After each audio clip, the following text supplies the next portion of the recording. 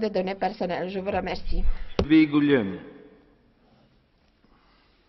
Merci. C'est avec moi aussi une certaine émotion que j'aborde ce débat aujourd'hui, puisque cela fait près de 4 ans que nous travaillons au sein du Parlement de manière acharnée et offensive à la création d'un régime d'asile européen commun. Dans le cas spécifique de la directive procédure pour laquelle j'ai été nommée rapporteure, c'est un doux euphémisme de reconnaître que le chemin parcouru a été semé d'embûches. C'est pourquoi je suis très heureuse d'apporter ma pierre à l'édifice aujourd'hui. La directive procédure d'asile actuellement en vigueur a souvent été qualifiée de catalogue des pires pratiques nationales. La Commission, l'Agence des Nations Unies pour les réfugiés ou bien encore les organisations non gouvernementales ont relevé de nombreux constats d'échec dans l'application de la directive précédente. Il suffit d'ailleurs de comparer les taux de reconnaissance d'un État membre à l'autre pour constater à quel point demander l'asile en Europe peut s'apparenter à une loterie selon le pays responsable de la demande. Quand en première instance le taux de reconnaissance est en 2012 de moins de 1% en Grèce, il s'élève par comparaison à 90% à Malte, 29% en Allemagne ou encore 14,5% en France. En outre, selon la nationalité des demandeurs, le taux de protection varie grandement d'un État à l'autre. Par exemple, si un Afghan recherche l'asile en Europe, ses chances de se voir offrir une protection vont de 8% à 91% selon l'État où il dépose sa demande. Il était donc indispensable et urgent de réviser la directive procédure, et ce à la fois dans l'intérêt des demandeurs d'asile et des États, mais le processus de réforme est loin d'avoir été un long fleuve tranquille. Il y a quasiment 4 ans, en octobre 2009, la Commission a fait une proposition de modification de la directive. Si le Parlement a très tôt favorablement accueilli cette proposition et les améliorations suggérées, aussi bien en termes de droit, d'efficacité, d'harmonisation, il n'en a pas été tout à fait de même du côté du Conseil. Il a rapidement été opposé le fait que les modifications allaient générer des coûts financiers, faciliter des abus et des détournements de procédure. Pour sortir de l'impasse, la Commission a présenté une nouvelle proposition où elle tenait davantage compte des réserves du Conseil.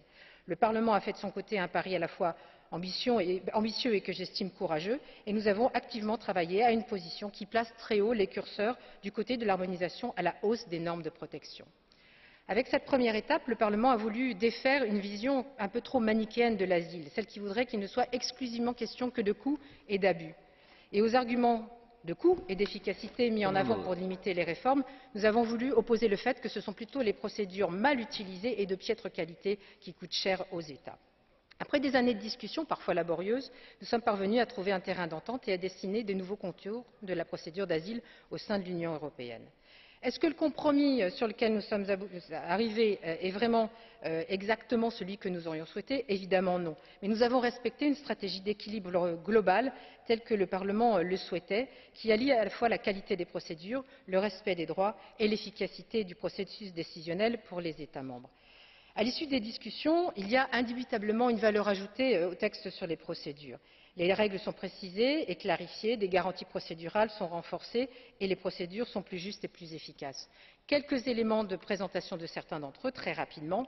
Par exemple, parmi les améliorations, des règles claires et précises sur la formation obligatoire des autorités en charge de l'examen des demandes, l'introduction d'un mécanisme d'identification concernant les personnes vulnérables, avec évidemment l'identification des besoins, mais aussi la réponse qui est formulée à ceux qui ont ces besoins, des dispositions détaillées sur l'entretien individuel qui doit être mené de façon quasi systématique, le droit à un recours effectif, c'est un point fondamental dans notre texte qui suit l'évolution de la jurisprudence, l'introduction des modalités d'accès à la procédure avec des délais précis désormais et parlant de délai, évidemment l'instauration d'un délai général de 6 mois pour l'examen d'une demande d'asile, soumis à quelques exceptions, mais toutefois dans l'intérêt des demandeurs et des États. Ce sont autant d'améliorations qui répondent aux déficiences et dysfonctionnements qui ont été relevés au cours de ces dernières années par les différents observateurs des systèmes procéduraux d'asile dans les États membres, autant d'améliorations qui devraient permettre également d'approfondir le processus d'harmonisation et d'unifier l'actuel patchwork des procédures de l'asile en Europe. Merci beaucoup. Merci beaucoup. Pour le Conseil, Madame Clayton a la parole. Merci, Monsieur le Président.